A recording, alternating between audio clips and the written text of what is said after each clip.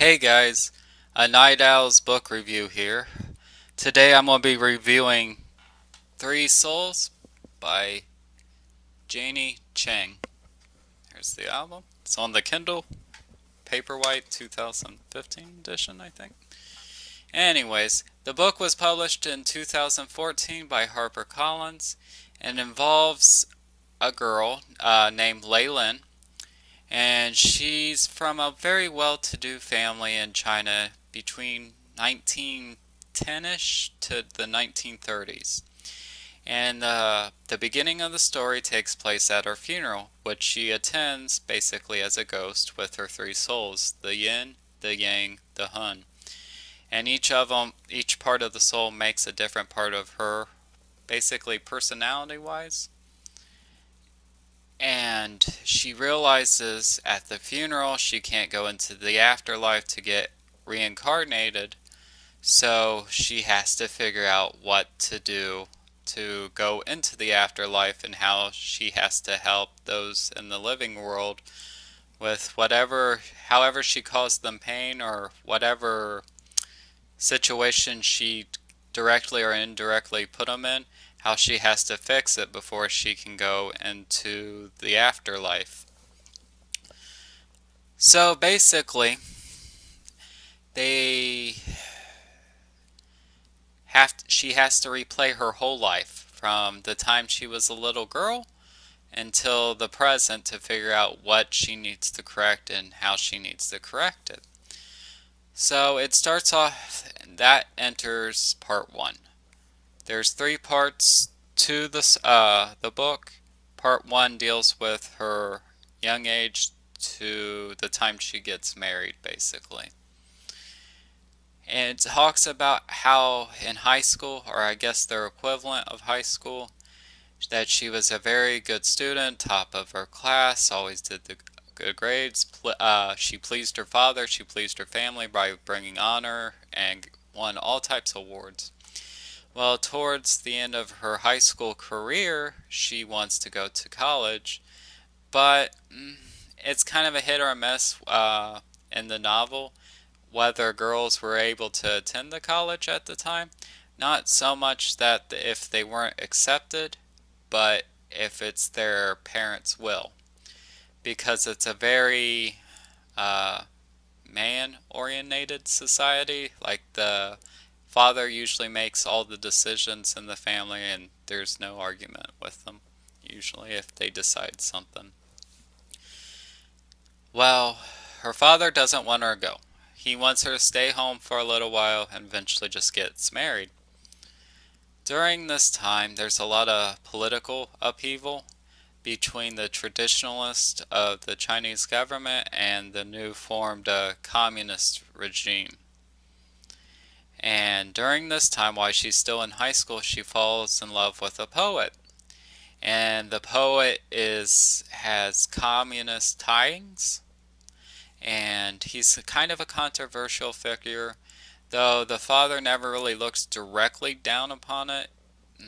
He's a little bit older than she is, so she wants to be with him, but it kind of plays out like she tries to see him every now and again, but sometimes she just can't. It, I don't know. You would have to read the story to get the gist of their relationship. Anyways, I digress. So basically, her father says no to the college, so she tries to apply for a scholarship. And she gets it since she's top of her class. She's able to get to this all girls school in another part of China, a very prestigious school. The father's like, "Oh, well, that's nice. You got the scholarship, but you're still not going."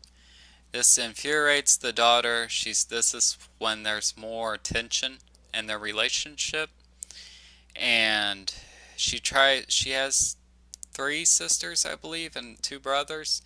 She tries to cohort the couple sisters and maybe the one brother into tricking them to let her go. Like basically, she escapes and just hopes the scholarship will cover her completely. And that doesn't go too well. She eventually gets caught. And I know there's a lot of stuff I'm leaving out, but this is just try a quick review. So basically, she gets caught, her father gets mad, and as punishment, he decides to marry her off. And since he made it in such a haste decision, he married her off to basically like a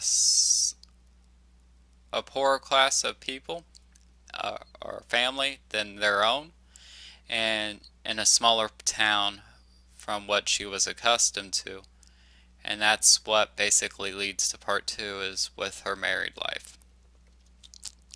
She moves in with her husband and their family. Basically, they still have like a few houses. They own quite a bit of land, but it's in poor condition because her father-in-law is very unwise with money. He spends it a lot on items to make himself look rich, but they're more in debt than what they realized.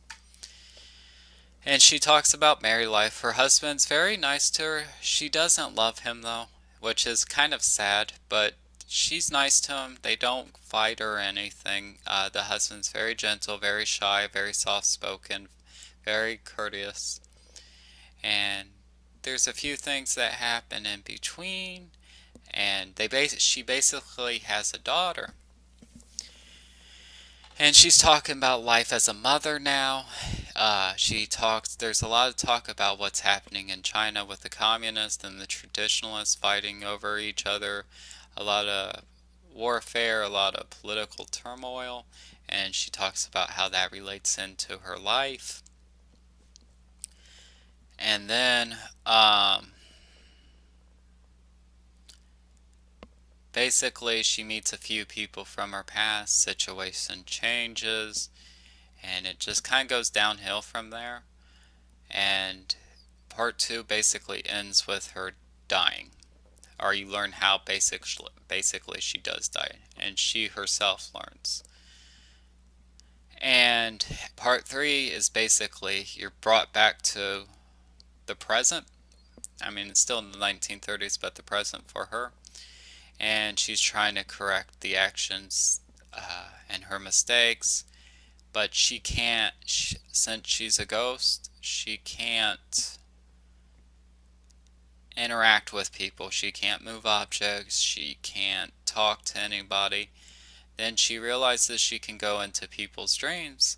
The only catch is if she can only go in their dreams and talk to them if they're dreaming about her. So the longer she's been dead for, the less they dream about her. So she's trying to fix her mistakes as quickly as she can. And I'll leave that that's my short version of the story. I'll leave out the ending and everything in hopes that you'll read it and enjoy the story as much as I did. Honestly, I can say this was my favorite book that I'm probably going to read this year.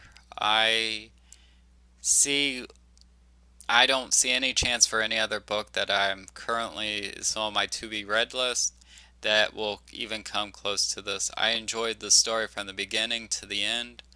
The author had very wonderful way of using words to paint a picture. I felt like sometimes like I was Leyland. I could feel what she was feeling, how her reactions were, uh, the scenery, how the town was described, how everything was the building, the outside. I've never been to China, and I haven't lived in the 1930s, but even with that lack of experience or that lack of seeing it, I was able to picture very much what that type of situation from the way she worded it and the way the characters interacted and everything else. Uh, it's a very, the story made me kind of think about like how things can change at any moment, how you should treat others, what what we can do to be better and how our actions or inactions can affect people even if we're not very close to them, like someone very secondary, how our actions can affect them, be it positively or negatively. So that's my book review. I highly recommend it. Again, it's Three Souls by Janie Chang. I will be doing another book review shortly, and maybe another video in about a week or two. I thank you for watching, and if you like and subscribe, then like and subscribe. Thank you guys. Have a nice day. Bye.